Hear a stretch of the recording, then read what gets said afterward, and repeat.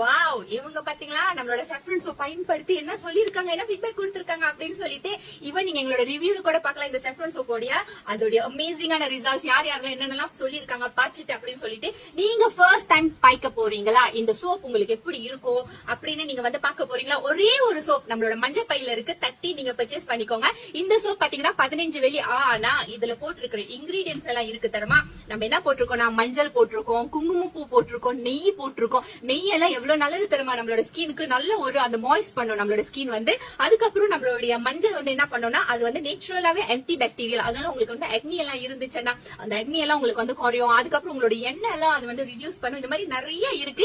குங்குமப்பூ சொல்ல தேவையில்லை, எல்லாருக்குமே தெரியும். குங்குமப்பூனாலே ஸ்கின் வந்து பிரைட்டன் பண்றதுதான். அது காலமா பயன்படுத்திட்டு வர ஒரு பொருள் இல்லையா. சோ அந்த குங்குமப்பூவும் நம்மளோட saffron கீ சோப்ல நம்ம சேர்த்து இருக்கோம். வேணும்ன்றவங்க கீழே இருக்கிற மஞ்சள் பை தட்டி நீங்க பர்ச்சேஸ் பண்ணலாம்.